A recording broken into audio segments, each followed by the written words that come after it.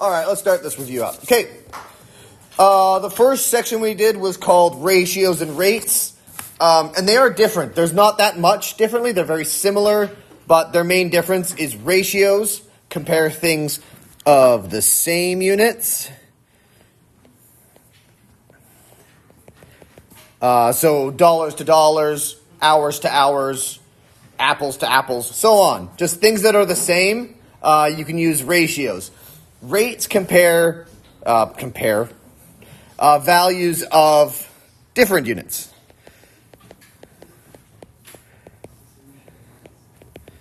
In other words, things like lost the ability to write there.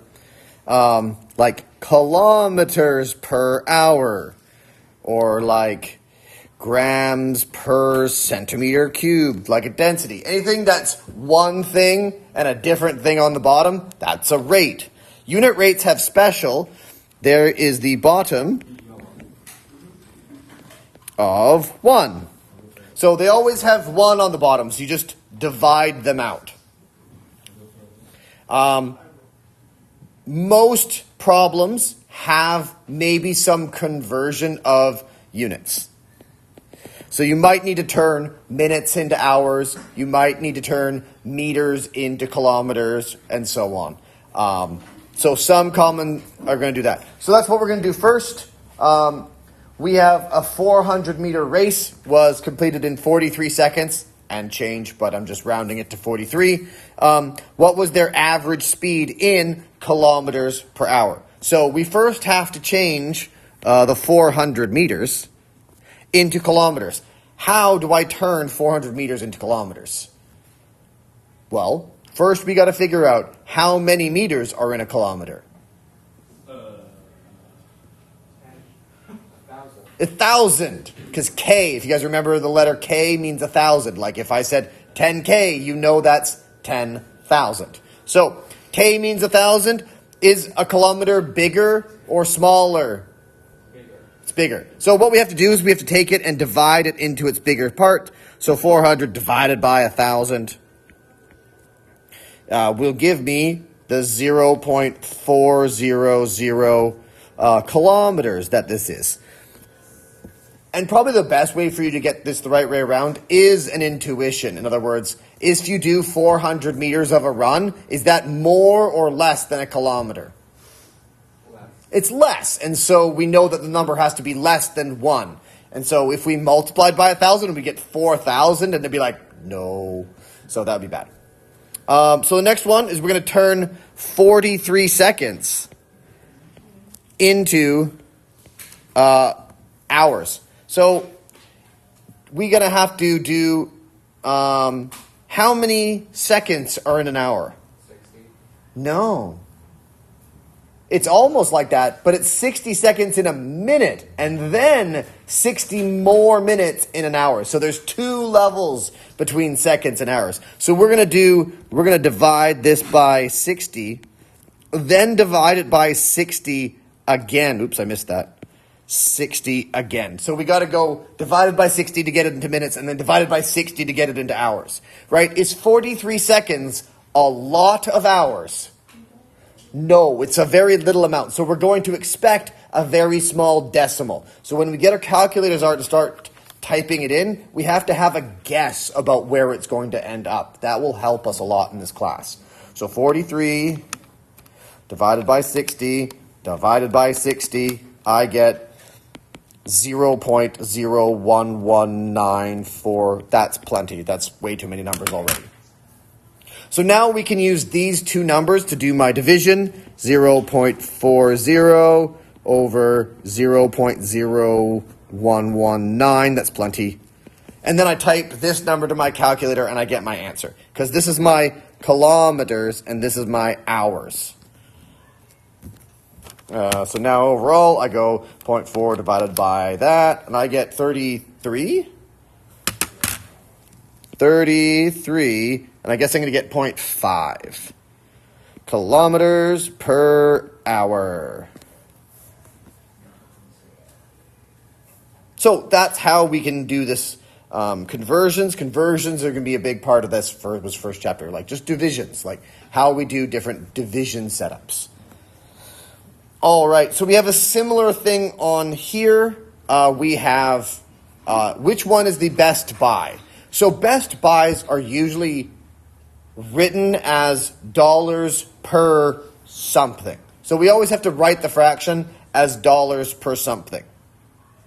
And so should we pick, we have two different weights here. We have grams and we have kilograms.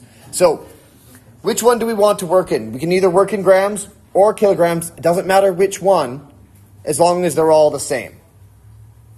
Which one would you like to work in? Your choice, class. Recording. Grams. We got to fix this one. So I got to turn 1.3 kilograms into grams. How am I going to do that? Is 1.3 kilograms a lot of grams or a little bit of grams? A lot. It's a lot, so we're going to multiply. Okay. How many grams are in a kilogram? 1,000, the same K number. So we're times by 1,000, and so that gets me 1,300 grams. Wow. It's a lot. So now that they're all in grams, we can set up the fractions. So the first fraction is dollars on top, 7.99 divided by 725 grams. So we're going to get decimals for each of these. 7.99 divided by 725. Okay, so that's really small. I'm going to do a little bit of conversion here. I'm going to take all of these numbers and multiply by 100. What will I get if I multiply all of these numbers by 100? I would get cents instead of very small decimal dollars. So I'm going to try that just to make the numbers easier. So I'm going to erase this and I'm going to put times 100. Just because. So I'm going to times it by 100 and I'm going to get 1.1 cents. I'm going to go, yeah.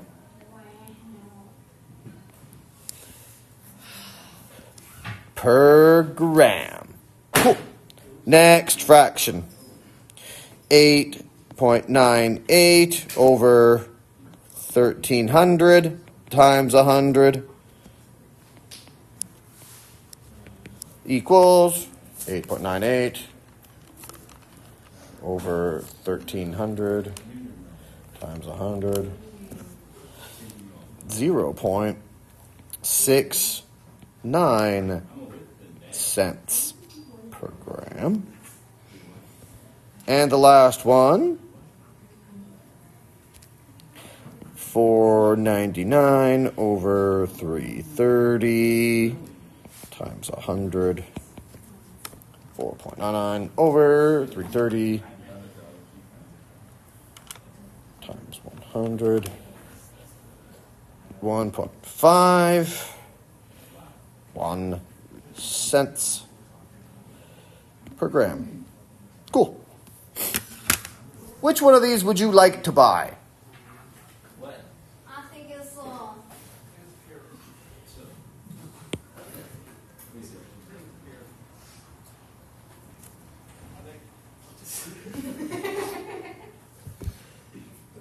the second one. The second one. This one. And the reason why? Is that the reason? It's the smallest one, right? It's the smallest cost is the answer. Smallest cost or smallest money. Next chapter is on rates. So let me slide this up. So this is our graphing chapter, really. So we get to use our favorite formula ever. Y is equal to mx plus b, which is our slope, which is m. The slope formula is y2 minus y1 divided by x2 minus x1. Okay. Back to this one, we have The y is always the rise side, and the x is always what we call the run side or the horizontal one. So the numerator, which is the top of a fraction, right? Tops, bottom. The numerator is always the vertical side, and the denominator is always horizontal. That's how we choose how to draw graphs. Whichever's on the top of this fraction, that goes in the up and down part of the graph, and whatever's on the lower side of the fraction, that goes on the lower part of the graph. Steeper the line, the bigger the slope.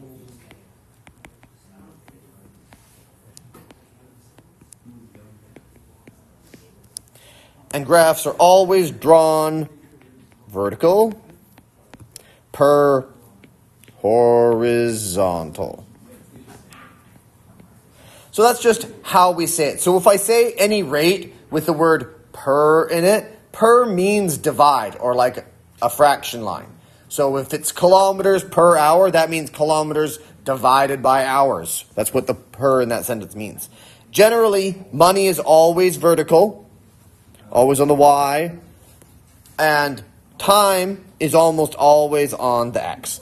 So if you see anything with time, it's on the horizontal side, and if you see anything with money, it's on the vertical side. That just makes the most sense to our brains. Our example with graphing will be a taxi rate. So a taxi charges $2.50 and 75 cents per kilometer for a trip. So we're going to write a formula for this right out of this. So there's two numbers in here. One of them is going to represent our slope, and one of them is going to represent our starting point. So we have a slope and a starting point. Which ones of these numbers are going to be the slope and the starting point? Whoa. Back to the beginning. Sure. Y is going to be the money. Y is going to be the money one. It's a good choice. So that's going to be the money one. So in this case, we're going to call it big C for cost. So that's the money one.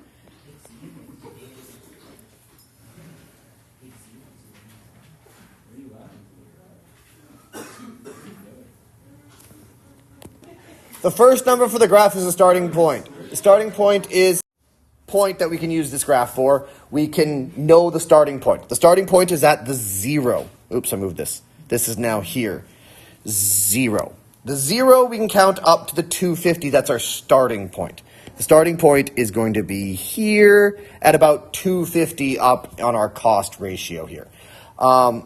The only other point we have, we'll have to do some math on it, and I thought we could use the first example to go from there. We can use 5, and that's going to be here, this D term for distance, we can use 5. So let me just rewrite this formula. It'll be the cost for going 5 kilometers. And we get plus 250.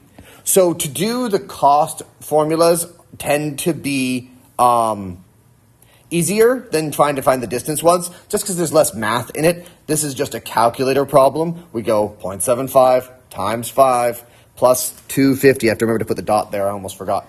And then we can just get our cost to be about $6.25. So the cost is going to be $6.25 for us to go 5 kilometers. And 5 kilometers is here on this part of the graph, and so we just have to count up till about 6.25. Now, all graphs tend to be a estimate, so there's not like an exact, we're not getting our millimeter rulers out. It just needs to be close. So 6.25 is going to be right around here, somewhere just above 6, but not quite 7. So over here, we're going to say the dot is about here-ish. So above 6, but not into the 7. And then I just have to draw this line about there. And it's not great, but it's fine. We now have our graph. It's done. Now, the downside is we don't have a cost for $50 on this graph, right?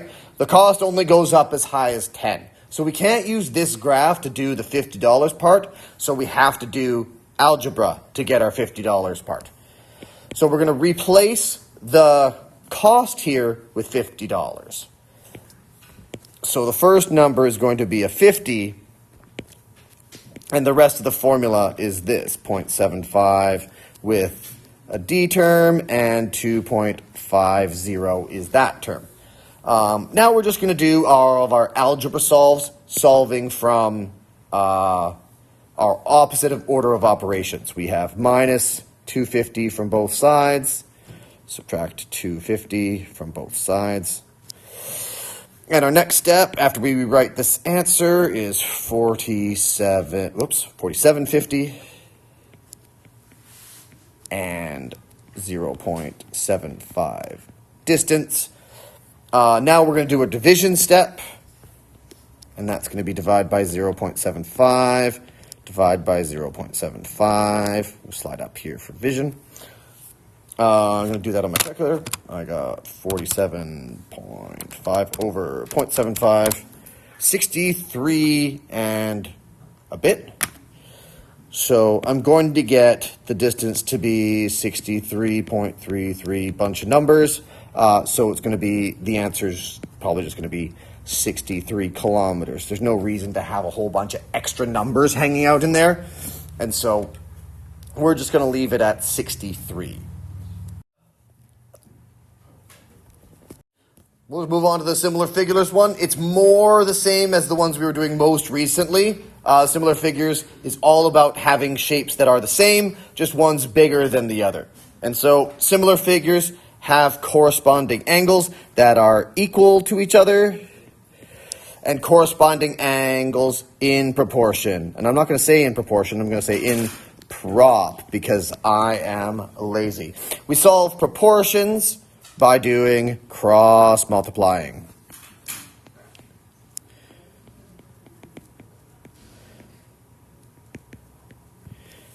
So cross multiplying allows us to get the missing number of a proportion. So if you have two fractions with a missing number, you can solve them. We can do that also with our scale factor. I'm going to write it here, scale factor formula, which is image size divided by object size. It's great. When we have an enlargement, in other words, getting bigger, that means our image is bigger than our object. That's what an enlargement means. And a reduction is the opposite. The image is smaller than the object, making things smaller. So when we have an enlargement, we have a scale factor of more than 1. And when we have a reduction, we have a less than, oops, let me clean that up, undo, less than 1. So it's greater than 1. And less than 1.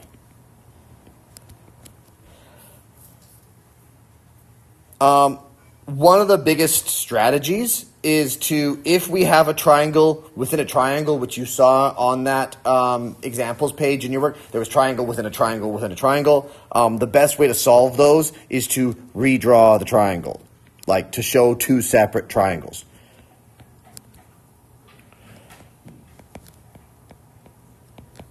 Otherwise, it can get confusing. It'd be hard to see where each line is going to be. This one is just a simple scale factor question, so it shouldn't take too much of our day. The hardest part about these questions in word problem is it's sometimes unclear which of them is the object and which one of them is the image. So usually you can try to say, what is the more original thing? And that's our object. In this case, we have a huge inflatable Coca-Cola can at 6 feet tall and a regular Coke can at 4.8 inches tall. Which one of them is going to be the image or the fake? Is it going to be the big one or the small one? The big one is going to be the image. So the 6 feet tall one, I'm going to write image on top. Oops, that's not how you spell image. Image. And the small Coke can is the object, the original. So we know which one is image and which one is object. But the first thing we have to do is, these are not in the same unit, so we can't do a ratio.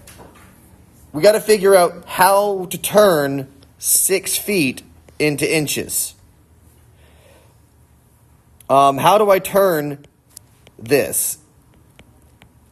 Inches. How many inches are in a foot?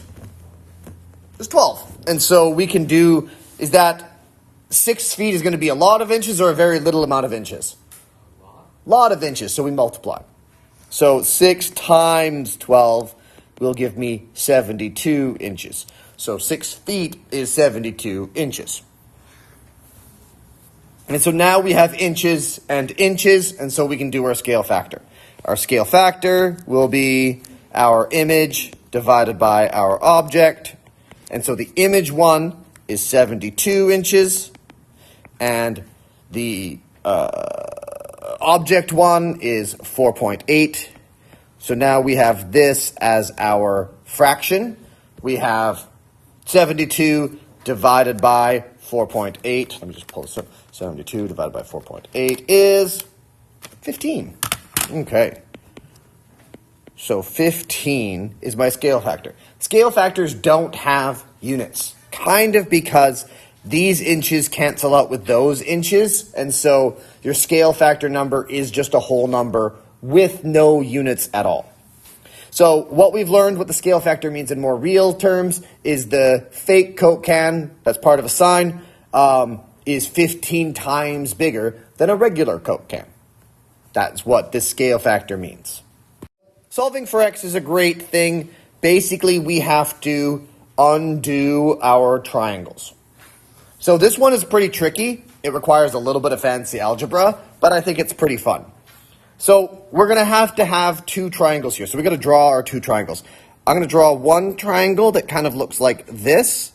So my orange triangle is going to look like this. And that's my right angle there. This side is 4 and this side is x. The other triangle I have is going to be this triangle. And this pinkish purpley triangle has its right angle over here. And so what I'm going to do is I'm going to tip it over so it's the same orientation as the other one. So I'm going to draw this pink one to kind of look like this, like right beside it, but like in the same shape. So it's got 2 flat sides. Which one is this side on the same pink triangle? What measurement is that? What part of this triangle matches which part of that triangle? How big is this side of the triangle?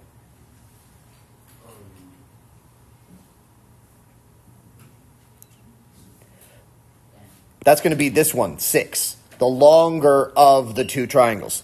So that's going to be 6, which means x is over here. It's the short side of that triangle.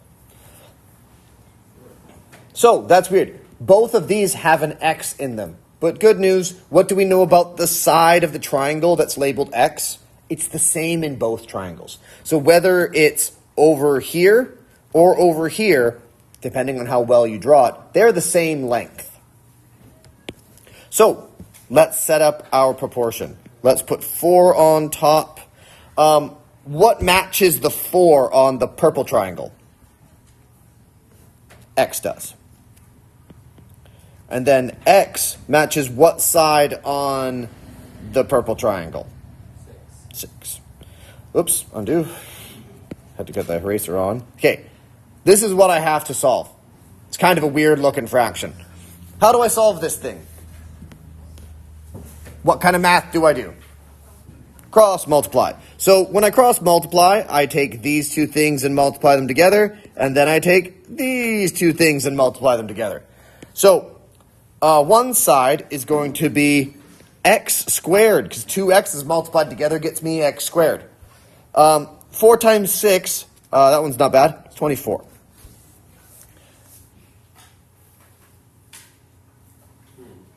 Yeah, probably wouldn't see that coming.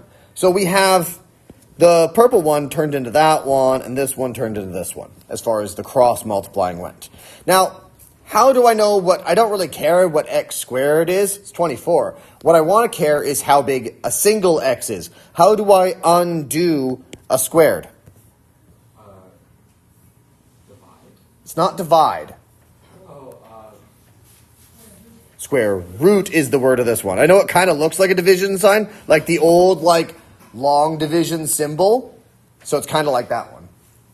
So this one is the square root of 24. So this is a calculator problem because this would be an ugly decimal. Square root of 24 is 4.89. So probably 4.9 we'll call it.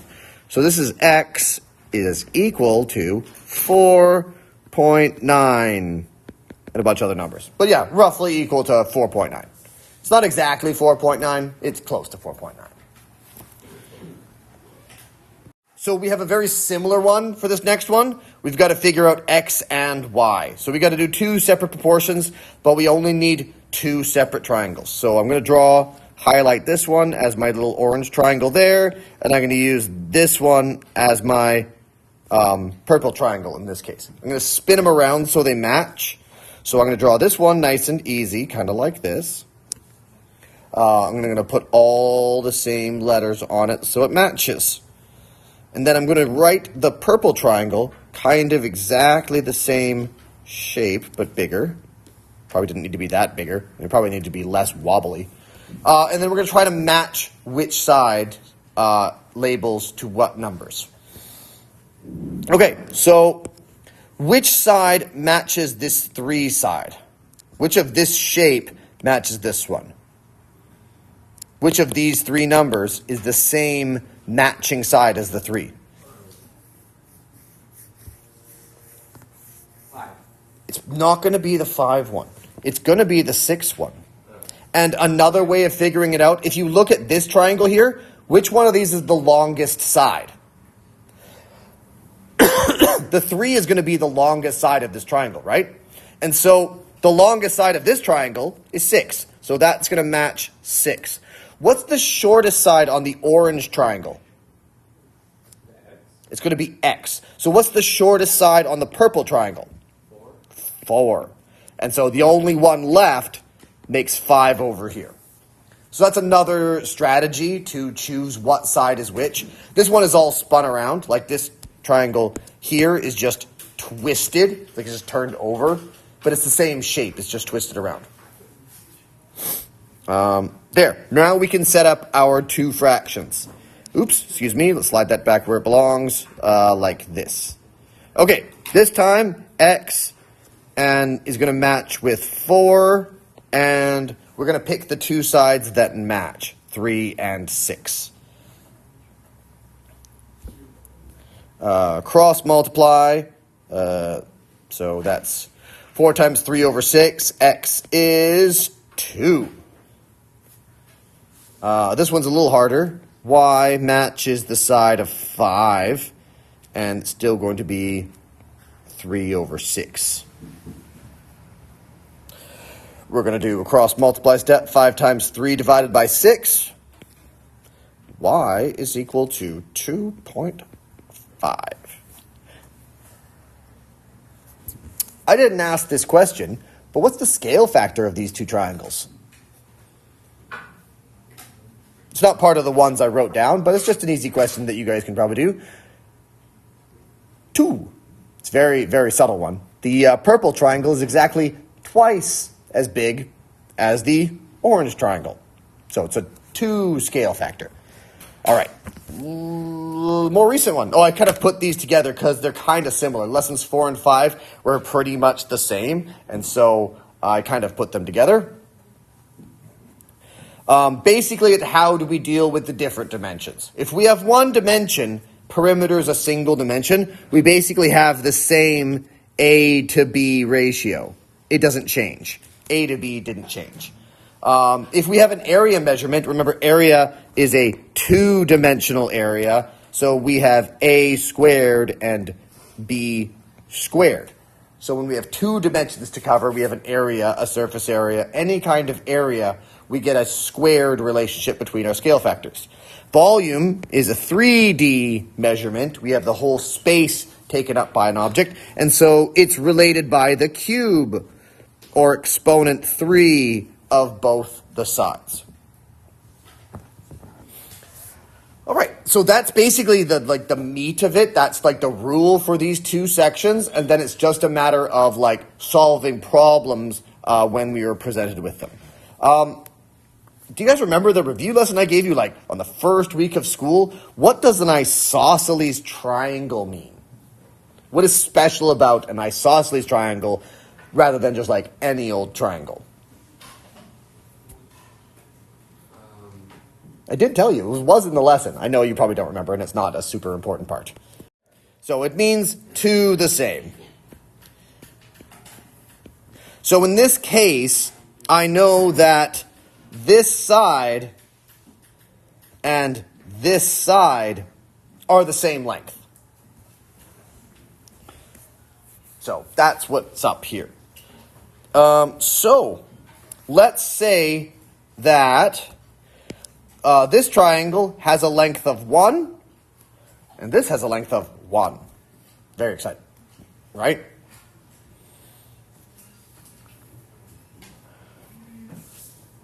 And the rectangle has twice the width as it does the length. So if this side of my triangle, or this side of my rectangle, this here, let me slide this up so you guys can see it. If this side of the triangle is 1, then this side of the triangle, or the rectangle here, that's a 2. Very exciting. So then that's a 2, that's a 1, and since it's an isosceles triangle over here too, that's a 2 as well. So now I can see my two triangles as this triangle 1 is a 1 by 1 triangle, and this triangle over here is a 2 by 2 triangle. That's pretty easy. So this is going to give me a scale factor. What's my scale factor ratio between these two triangles? How many times bigger is the second one than the first one? 2. So 1 to 2. So that's how many times bigger it is. So what's my area ratio? How do I turn a regular ratio into an area ratio?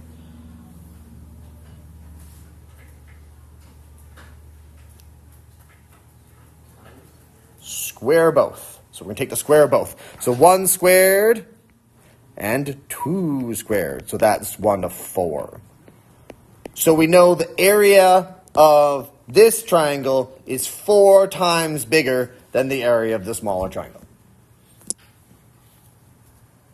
That's the whole question.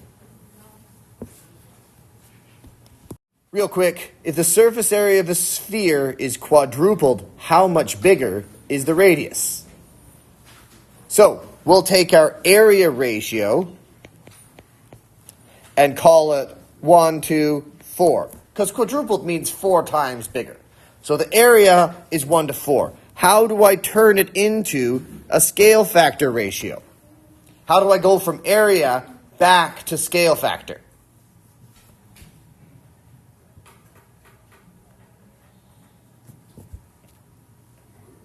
So, how did I turn scale factor into area in the previous page? I squared it. What's the opposite of squaring something? Rooting it. So we're going to square root it. So we're going to take 1 square rooted, and let me make that nice and pretty. We're going to say colon 4 square rooted.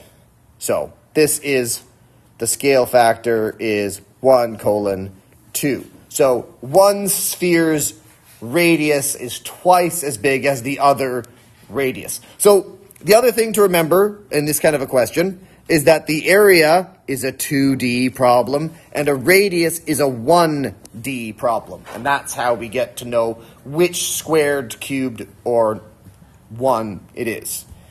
All right, next one is pretty easy. So, if a ball of yarn with a 6-inch diameter is $4 and an 8-inch diameter ball of yarn costs $8, what's the best buy? Which one gives you more yarn for your dollar? So, what we're going to find out is, first we got to figure out which of these two measurements we care about. What is diameter? How many dimensions is a diameter? Is it 1D, 2D, or 3D for a diameter?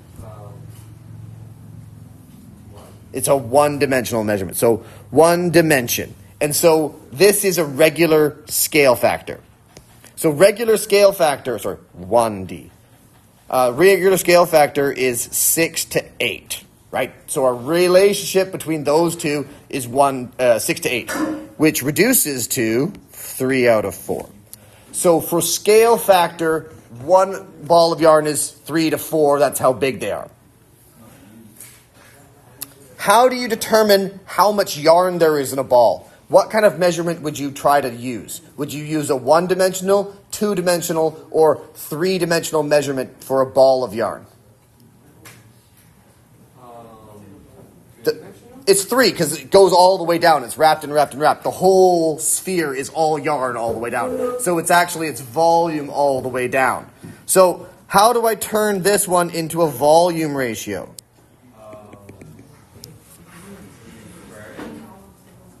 Cube it with a third to the 3 dimensions. So it's 3 to the power of 3 and 4 to the power of 3. So we have 3 to the power of 3 is 27. 4 to the power of 3 is 64. So my ratio of volumes is 27 to 64. Which is not a nice thing to say, but that's the way it is. So the bigger ball of yarn has a 64 ratio to the 27 volume of the other ball of yarn. Now with this ratio, we can put the prices on each of them. So the smaller ball of yarn costs $4 for 27 worth of yarn, and the bigger one equals $8 for 64's worth of yarn. And then we're going to do each of these divisions.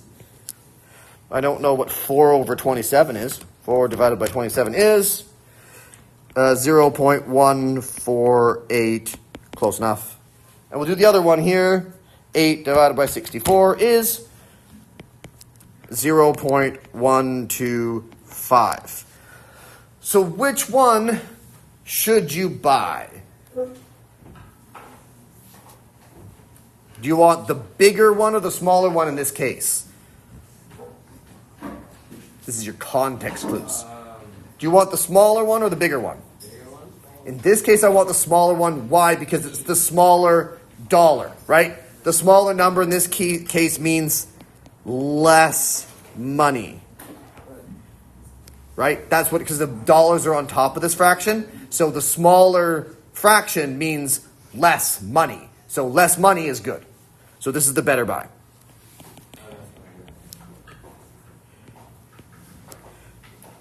So in this case, it's where the context matters and labeling your question one. So this is a smaller amount of money. It's like 0.125 per yarn or 0.148 per yarn. Now, if you did these fractions upside down, then you would want the bigger one for more yarn per dollar, right? That works too. It's not like one correct way or not. That's why labeling your fractions matters, right? That's why I put the dollars on top, so the smaller number is better. If I put the dollars on the bottom, then the bigger number would be better. There's not a correct way to do that. It's just either way. That's all I have to say. That's the end of me talking. It was a lot of talking, but I have no talking for tomorrow.